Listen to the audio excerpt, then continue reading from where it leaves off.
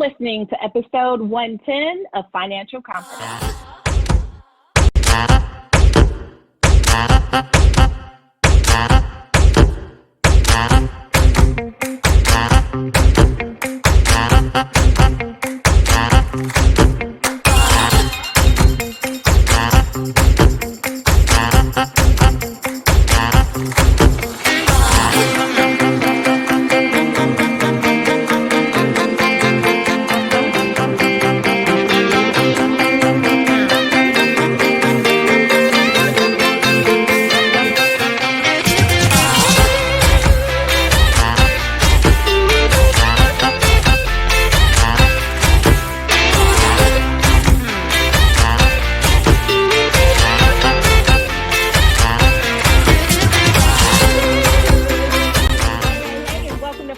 Confidence, where we are helping you to make your money, keep your money, and grow your money so you can do the thing that you're called to do. I'm your host, Lynn Demis. That's Demis, no demons here, y'all. Demons. We thank you for tuning in for this show where we're going to be riding in our money vehicle today. And that's right. We have a special guest in the podcasting studio. But before I get to him, we're super excited. I'm so excited. I'm about to jump all over the place. But I wanted to share with you guys the guiding principle for this show is Matthew 6:33. But seek ye first the kingdom of God and his righteousness, and all these things shall be added unto you. We also implore that you pray over your finances so that you can do those things that you are called to do. So if you will, bow with me. Lord, help us to value things in this world that are really valuable. That's our relationship with you, our lives, and our families. Help make us responsible stewards of our financial resources, and let us trust your holy word. In eternal glory, in thy son Jesus' name we pray. Amen.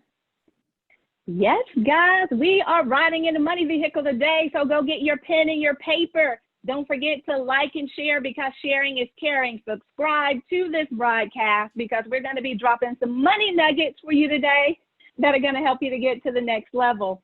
Our special guest today, who's riding in the money vehicle with us, is former American football. I have to say American football because we do have an international audience, but American football player from the New Orleans Saints. Yes, right? Who that? You know what that is? Guys, we want to welcome our also financial expert extraordinaire, Jed Collins, to the show. Jed, how are you? Lynn, I just, hearing your intro put a smile on my face. So my day is going good. I'm excited to share with your audience and just truly appreciate the opportunity. Oh, well, we appreciate you for being here and sharing the wealth of knowledge. The nuggets that you're going to be dropping with us today, I'm sure are going to be invaluable. But so our folks can learn a little bit more about you, we want to know about your relationship with money when you were a kid. What was that like?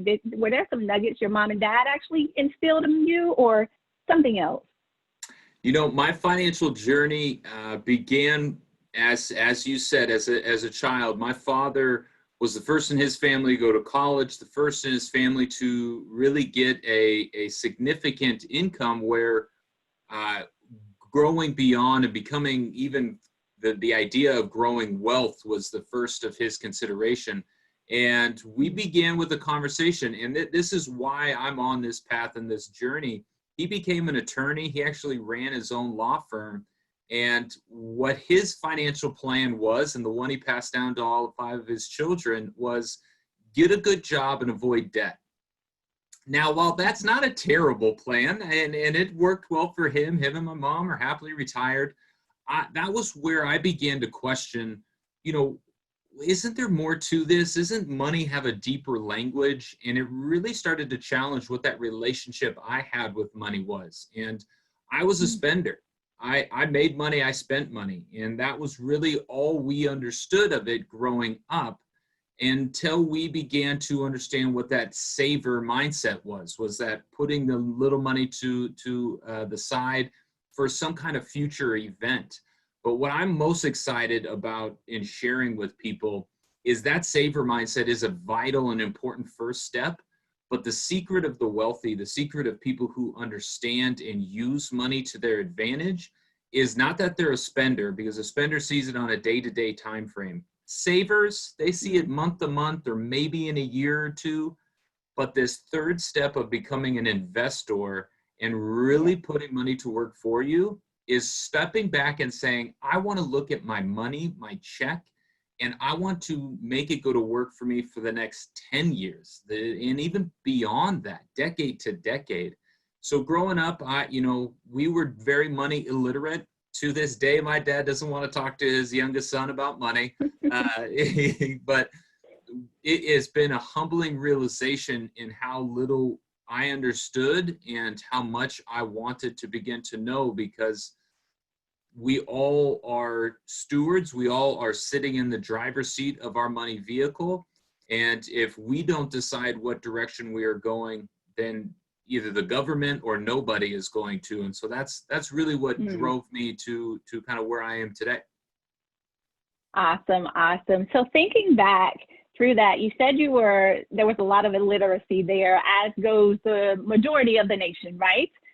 When it comes to that. Thinking back to your first job, what was your first job and what did you do with that first paycheck?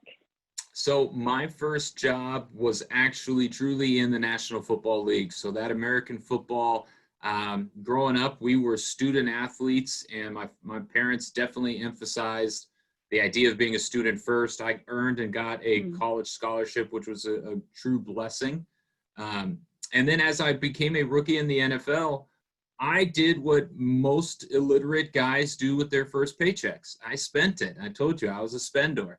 Now, my story is I bought an engagement ring, and my wife and I are still happily married after 10 plus years. So it turned out to be an investment. Now, we will look at each other to this day and say, the first check probably wasn't the best idea to put it all on the engagement ring. But that was how I really woke up to the NFL dream and the NFL reality. Was growing, 10, 11 years old, you run out on a playground and you say, I want to be a professional athlete because they're going to become rich, famous, and never have to worry about money again. What I came to realize, even my rookie year in the league, was if you lined up 100 former NFL players, 70% of those 100 would not look like they lived a dream that you were pursuing. And that was a really humbling notion to me, especially I was a no-name, undrafted player. I survived and found success for 7 seasons, which is much longer than I should have.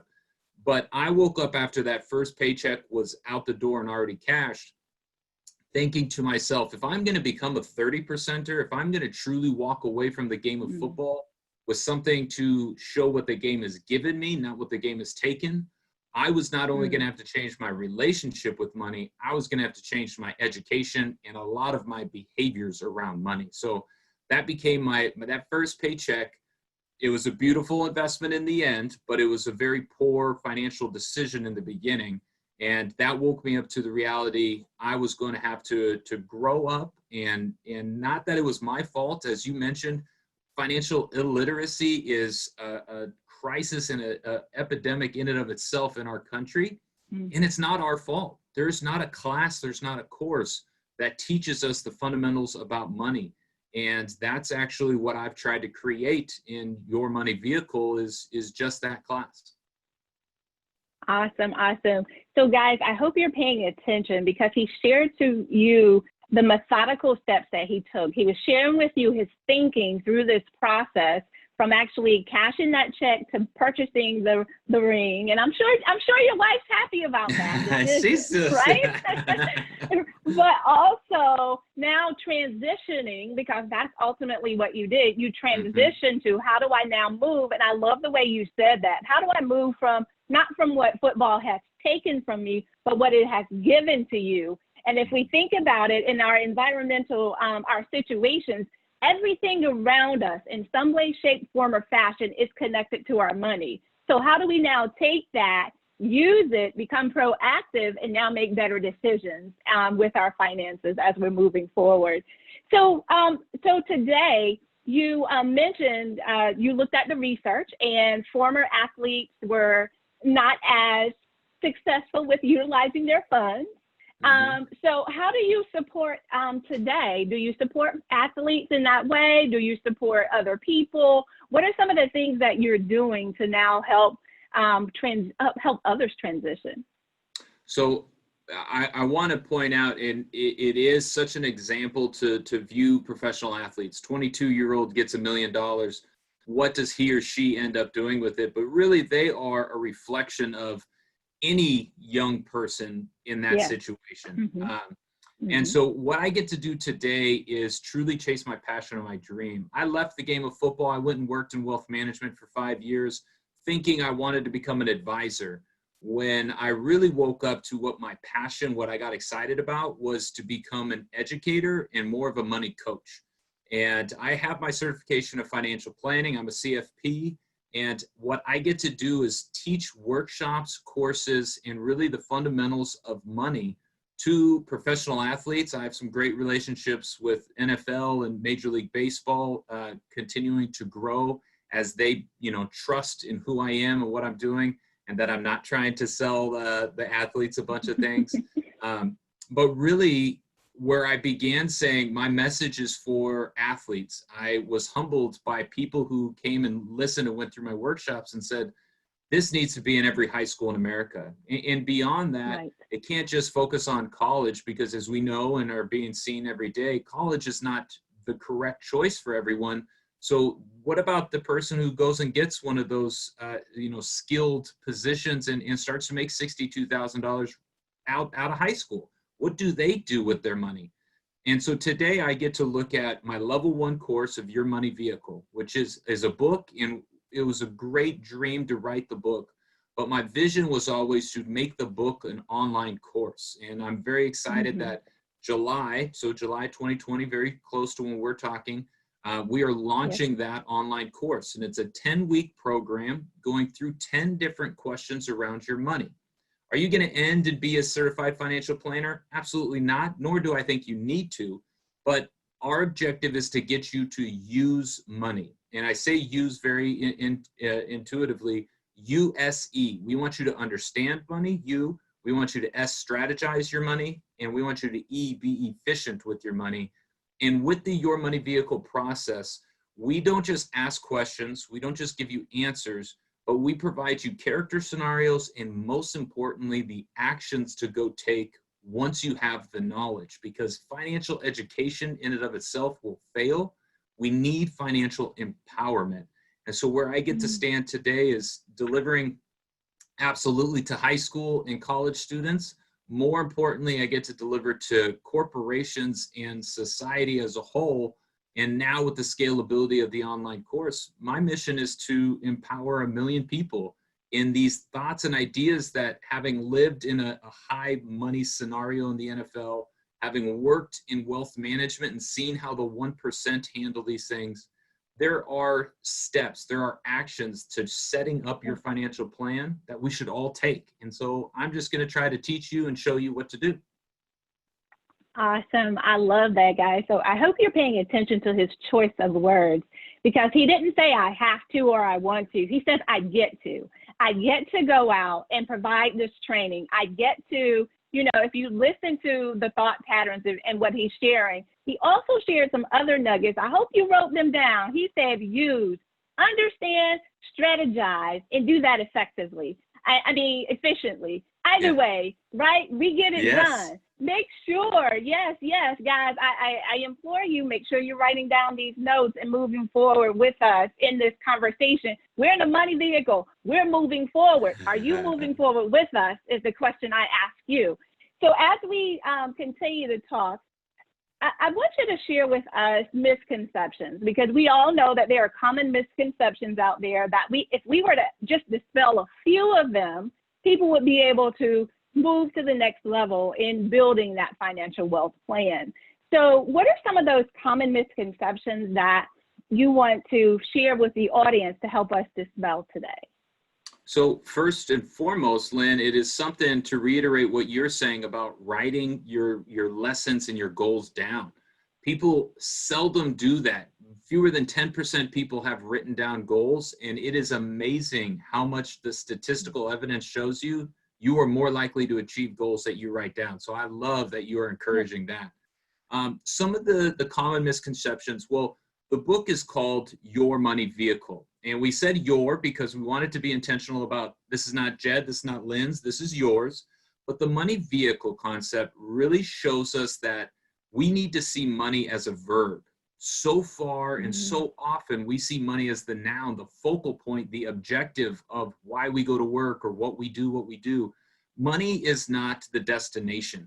You don't ask for $1 million because you want $1 million. You want the lifestyle you think that will bring. And so I really try to get people to see money differently and start to see it as that vehicle, as that verb that is going to take you to a destination. I love that we began with the verse, the seek first the kingdom. That is how you use money. If that is your destination, then the money becomes an employee or an asset of yours to achieve in that destination. And so that is one of the biggest misconceptions is stop focusing on money as the subject, start saying it as the vehicle. And then the other ones, some of the ones we identify in the money vehicle course is the idea around credit cards. One of the first mistakes, and we're talking about how do we go from level 1 to level 2, is the understanding around compound interest and why credit card payments are so exponentially detrimental to your plan. I liken it to running out of oil in a real vehicle, as your, the credit trap is your oil tank on your money vehicle. And then the last one would be a misconception around how to go about investing. And so many think you have to be the smartest or, most strategic person in the room. We really try to simplify and empower people to say, investing today, because of brilliant minds like Jack Bogle and Vanguard, because of them, we now have resources and tools available to us that can make us part owners of every publicly traded company, not only in the United States, but in the world. And with those kinds of tools, you don't have to be the smartest person in the room. You just have to, like you said, go out and earn your money, put it to work for you, and learn how to manage and protect it from there. And that's really what we want to get across is, although you didn't get this education in school, this is an education that you will be able to understand through digestible stories and analogies to empower you, give you that confidence to go and act upon it. So I really want to get away from the misconception that money is this mysterious thing we can't get a hold of. Everyone can control their financial plan. Awesome. I love it. I love it. So you mentioned a couple of the money gurus, right? Yes. In that explanation, will you share with us, some of your favorite readings or books around money that you have? Absolutely. So, it's hard not to highlight this book, even though with some recent transgressions. Rich Dad, Poor Dad changed my life. That was one of the books I read my rookie year, and it introduced me to the mindset shift of what an investor looks like. That being said, I now get to poke holes in that book and say it didn't give me any actions. And what we wanted to do in Your Money Vehicle is each chapter give you a series of actions to go take. Dave Ramsey, Susie Orman have been great influences. And truly, I look at them now and say, hey, somebody needs to replace them. Why not Lynn? Why not Jedidiah? So we're coming for you, Dave. And then a great comprehensive book, because I fear so many personal finance books have such an investment focus. I really liked A Simple Plan to Wealth by J.L. Collins, not because we share the last name, no relation to my knowledge, but because it did have a little bit more of a holistic lens. As I mentioned earlier, 10 different topics, 10 different chapters around money. Is one of them investment focused? Absolutely. But I really believe you need to understand insurance. You need to understand taxes. You need to understand cybersecurity. Why? Because all of those impact your freedom. And that is truly what we're driving towards, is your financial freedom. Oh, I love that. I love that you share also that there are different things you need to be aware of, including life insurance, including, can I add in there, estate planning, right? Absolutely. Understanding the implications of taxes and things of that nature. That's a holistic picture. Once you get all of that in place, you truly have a holistic picture, right, of what what growing your finances look like, what making, keeping, and growing that looks like, and how do you build that legacy for your family to have true financial freedom. So I want to go back to your book a little bit more. Can you walk us through the process? So how did you come to your money vehicle? How did you come to actually sitting down, writing that, getting it out on paper, and pushing that forward? So it began about 5 or 6 years ago. I went back actually to my university, Washington State University, go Cougs, very proud alumni. And I said, hey guys, I'm a CFP, I'm working in wealth management. I want to come in, I want to teach a class. And I came in, I dropped some knowledge on them. I gave them 5 to 10 things that I thought was just, this is brilliant.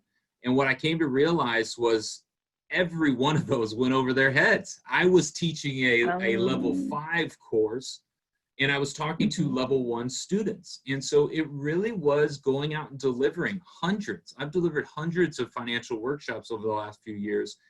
And I've been able to whittle down, well, where is the level 1? If I want you to get to level 10, so level 10 in your money vehicle is what is your best advantage as a young professional from a vehicle standpoint. I want you to understand this concept, but to get there, you need chapter 7, you need chapter 5, you need chapter 3, you back into it. And so that's where I began to reverse engineer how to write this book. And then where I enjoyed and the real fun came was, I can't walk out and beat you over the head with compound interest. We all have heard that word. We've all kind of understand it. What I focused on and what I challenged myself and our team to do was, how can we do that creatively? How can we create characters? How can we create stories? How can we have some fun and be entertaining? And if you see some clips from the Driving Your Money Vehicle online course, we try to make money as entertaining as possible. And I really test some of my acting skills and even 1 or 2 of my singing skills. But the idea is, money is not this thing that is going to confine us. It is supposed to be something that empowers us to enjoy the rest of our lives. And that's what we wanted to do, is not just educate, but we knew if we can give you a smile while you're in the process of this, you're going to come back tomorrow and continue down the road. So that was where we really took it to a whole nother level, was the focus on stories to make it more understandable and digestible. And then the real secret of actions. I have yet to see a book that says, go do this as a takeaway. And that is what we are standing upon, is saying, if you go through this course, are you going to be set, ready to kick up your heels and walk through the rest of life? No, not yet, but you'll have taken the first 10 steps to get there. And that, to me, is something that people can show up for, have as a goal, and then come back for level 2. Awesome. So speaking of stories, what's your favorite character? You got to share it with us.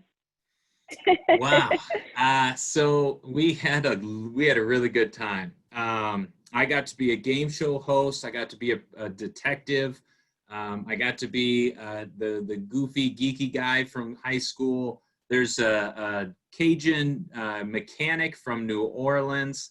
I put on a wig and I start to sing. So we tried to keep people guessing. We tried to keep people entertained.